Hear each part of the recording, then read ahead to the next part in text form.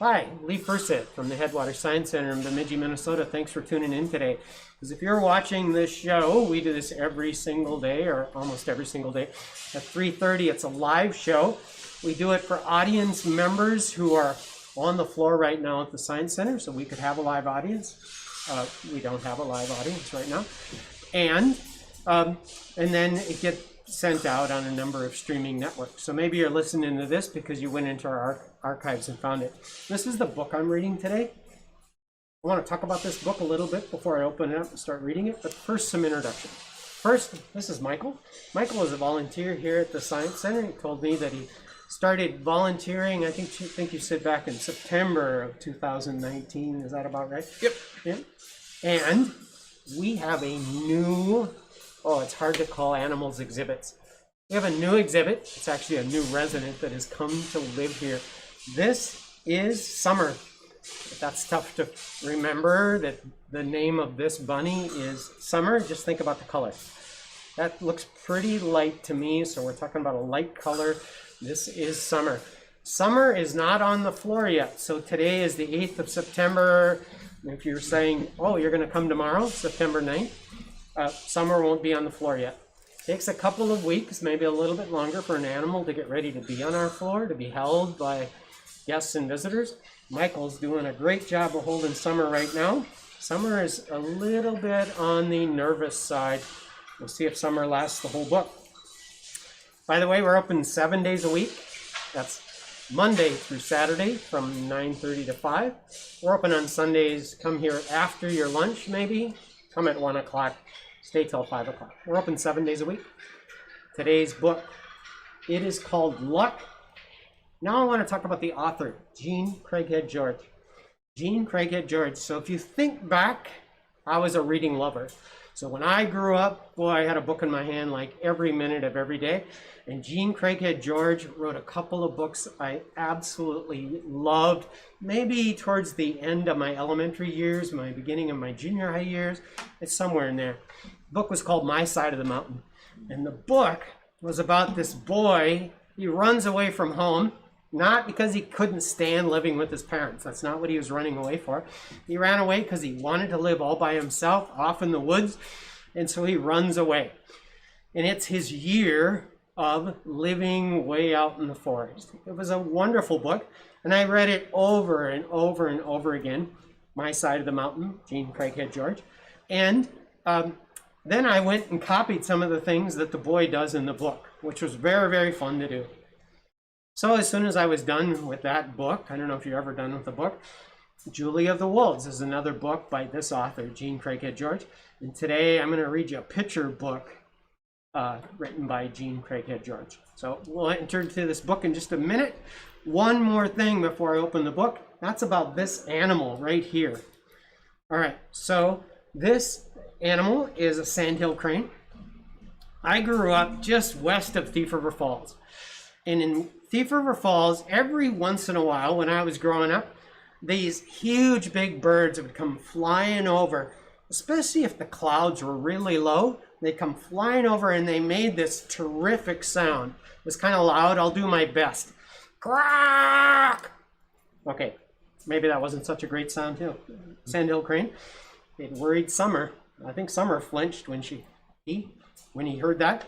Anyway, sandhill crane. This book is about a sandhill crane, and basically it's 1 year in the life of a sandhill crane. So I hope you enjoyed the book. When you're all done watching this today and you want to turn to one another and have a conversation about a topic that comes up, that would be migration. So what are migrations? All right, so how am I doing on camera there, Ryan? Going off the edge, just a smidge. I'm living on the edge. This is an important picture. You take a look. Yeah. That's a real believable picture. Whether this is an actual non-fiction story or not, I'm going to tell you, I found it in the fiction section. So somebody made up this story, but this is not a made-up incident.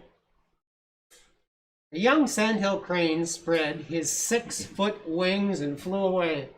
"Goodbye, Luck," called the girl who had set him free. "That's not his name," said a bird watcher. "In Asia, where I come from, a crane is called Love.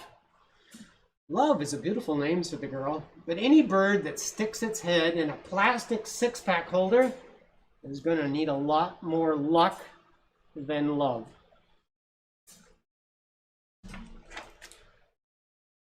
Once freed, Luck trilled to his parents. Crack! Crack! His parents trumpeted from the sky. The young crane spiraled up to meet them, and together they circled the Texas marsh. Pay attention to the states in this story. That ends up being important. Oh, by the way, this story is coming to you from Bemidji, Minnesota. Minnesota is not mentioned in the book. It was March. Luck's parents were preparing for their long migration north to their nesting ground. They were memorizing the reeds and waters of their winter home for their return next autumn. But Luck was memorizing the blue sunglasses on the face of the girl who had saved his life. The Luck, she had become home. This is a really cool photo.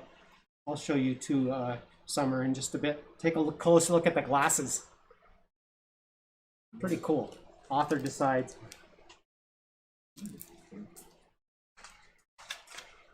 Luck and his parents soared across the Texas border, memorizing the hills and rivers below. Above Cherokee, Oklahoma, hundreds of cranes from Mexico joined them. Luck circled a windmill. By the time he had memorized it, his parents were far ahead. Hurrah! Hurrah! Luck trilled over and over. The parents responded with their voices. Hurrah! Hurrah! Their red crowns caught his eye. Red crowns. We'll look at that in just a little bit. Luck caught up with him over a shopping mall in Kansas. His parents memorized the cornfields around the mall. Luck memorized a baby carriage. So Ryan does lots and lots of these 3:30 shows, and I'm really wondering about, Ryan, this whole memorizing thing, because you can say what you want about animals. Memorizing would typically be a trait we'd only attribute to human beings, but migrations have something to do with memorizing. Well, and what I think is interesting here is it said Luck sounds like got some care from a human when they were very young, and now all of a sudden Luck is, rather than memorizing landmarks, is like memorizing where people are. Luck might have some imprinting happening. Yeah, we here, might like have some imprinting. By the way, imprinting, it's a whole nother book. It was a whole nother 3:30 show. Wow, take a look at the sky there. After I grew up in Thief River Falls, I moved up to Warroad, Minnesota. And in Warroad, they had huge, big open fields, especially those farmers who were raising corn. Later on, I moved over to by Clearbrook. And did I ever see a sky like that? No, I never saw a sky like that. But it was easy to imagine what the sky would look like if it was filled with sandhill cranes. 10,000 more cranes joined Luck and his parents above the wetlands of Cheyenne Bottoms in Kansas. They came from Mexico, Louisiana, Nevada, and Arizona. Some of them had flown in from Florida. They were young cranes like Luck with no red caps, and they were old cranes, all headed north. They formed a 10-mile line, 3 miles wide. Luck looked down on Route 20 in Kansas and memorized a pack of motorcycles. Suddenly, a storm struck, and the cranes were blowing far off course. When the storm was over, Luck memorized a boy in a canoe over the Little Blue River. I think you're onto something there, Ryan. He's memorizing. Well, the problem is those things don't stay in the same spot. We'll see if he gets lost. Another picture. Lots of cranes. Lots of cranes, yeah. The old cranes steered the young one back to Route 183 in northern Kansas, and then on to Nebraska. In the distance, like a star on the horizon, the Platte River shone silver gold. When Luck saw the magic river, he called out, "Hurrah!" The 500,000 cranes joined them. 500,000 cranes. Their voices, like wind trumpets, swelled to a choir and then to a symphony. The children in the schoolyard in Kearney, Nebraska, heard the symphony and stopped playing. "Here come the cranes," they said. They shouted, "Spring is here!" Farmers heard the ancient voices and readied their tractors for plowing. Bird watchers saw them and cheered. Photographers snapped pictures. What they're talking about is this happens at a particular time every single year. So if you happen to be on the route of a crane migration, it's going to happen. You can just say, oh, there are the cranes, and then you can kind of mark your calendar saying, all right, it'll be another year until that happens again. So you said they're in Nebraska right now? Let's see. They're in Kearney, Nebraska. Right. Said Wyoming and Oklahoma earlier, so they're working their way north. Making their way north. Yeah, good point. Luck soared, dipped, and glided. He made designs in the sky with other cranes. Somehow he remembered the river, although he had never been there. There's a really interesting point there. I'll read it one more time. He made designs in the sky with other cranes. Somehow he remembered the river, although he'd never been there before. It was an old memory, established 20 million years ago. Luck let down his long legs, cupped his wings, bowed his tail, and gracefully parachuted into the waters of the Platte River. Take a look at how he stands. Want to see that one, Summer? You can't do that, can you, Summer? You're doing pretty well, Summer. Summer's kind of substituting for Orion today. Crack! Luck called. The cranes around him responded. He didn't hear crack from his parents, though. Luck was lost. He waded slowly and deliberately into the shallow river. There he stood still. Thousands of cranes gathered around him, trumpeting and flapping. The sun set. Night came. Luck called for his parents once more. No answer. Tired from his long flight, he tucked his beak into his back feathers. He stood on one leg and slept. The sun came up, the cranes flew and came down in the cornfield. Luck was hungry. He fed on fallen kernels of corn and soybeans from last autumn's harvest. He chased bugs and ate them. At dusk, Luck and the thousands of cranes flew back to the spot where he had slept. Luck's space was taken by two cranes. Their wings hit Luck. Their beaks struck out at him. He jumped up and spread his wings and hung above the cranes like a big kite. Then a gentle wind carried him upriver. Hurrah! Luck's voice was changing. It was deeper. Would his parents recognize his voice? And then, Karak! They knew him. Luck parachuted down. His parents jumped in the air, throwing back their heads. They all danced for joy. And you see the red? We talked about the red earlier, that the adult crane forms. Not quite on Luck yet. For almost 2 weeks, Luck and his parents and 500,000 other cranes flew from the river to the fields, and from the fields to the rivers. Then they were gone. The children went back to their games. That would be the children who had been playing games in the schoolyards and those things. By the time the farmers were tilling their soil, Luck and all the sandhill cranes had gone further north. A few went to Wyoming and on west. Others winged north into Canada. So some went to Manitoba and Saskatchewan. Some flew on to the Hudson Bay. That would have been a good place to insert Minnesota or Wisconsin. Right over the top. Yeah, right over the top of. Gotta go over Minnesota to get to Hudson Bay, probably. From That's Nebraska. it. They just left us out in this particular case. Luck and his parents went straight up the Rocky Mountain chain to Alaska.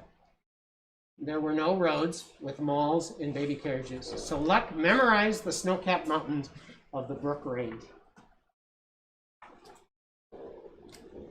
The three cranes flew into a dense fog over the Bering Straits. They followed the angle of the sun's rays, as their ancestors had done. Luck memorized the sound of foghorns on ships. In Siberia, Luck was back where he had been born. His parents started a new family. Luck flew on west. So this is the split between Luck and his parents. He winged over a marsh. Below, a female crane was calling for a mate. Luck parachuted to her side. He bowed. She bowed back. It was June. At the end of the summer, they were a pair. Her name was Wise. Luck and Wise danced and composed their own songs. Hurrah! Their song would keep them together for as long as they lived. All right, so there's another topic. Maybe Ryan will go, hey, there's one I'd like to talk about. There are animals that mate for life. And so, sandhill cranes are one of those. In late autumn, Luck and Wise flew back across the Barren Straits. Luck heard no foghorns. He was lost. Wise was not. She recalled the angle of the sun's rays and bugled, hurrah! Luck followed the love song. When they came to the snow-covered Alaskan peaks, Luck brought them down into the tundra wetlands to sleep. By day, he led them across Canada and then the Dakotas. That's why there's no Minnesota in this particular story, because they're coming across the Dakotas. Then Luck saw the Platte River, but its magic was sleeping until spring. Luck and Wise kept flying south. My, there's a confusing sentence. Something's sleeping. Luck saw the Platte River, but its magic was sleeping until spring.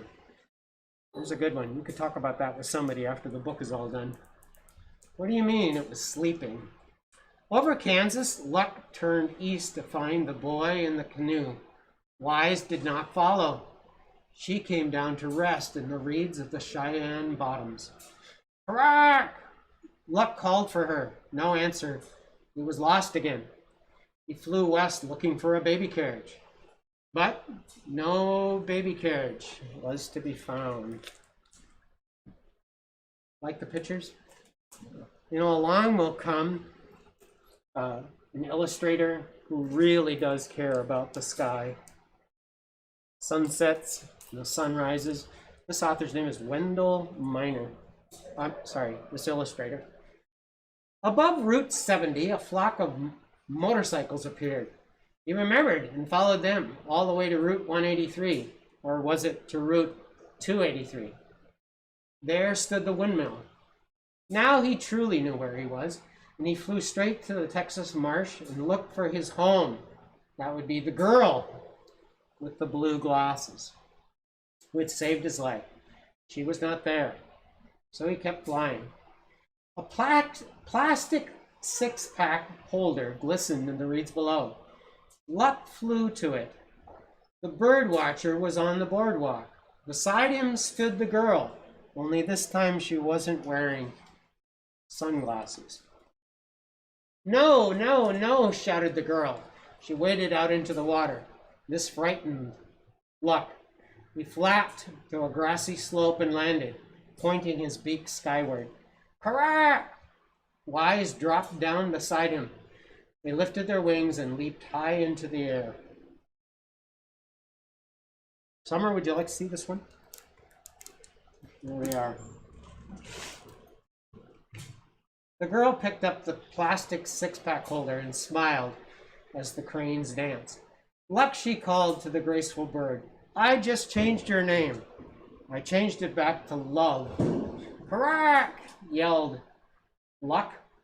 The cranes told her their real names and then went on dancing.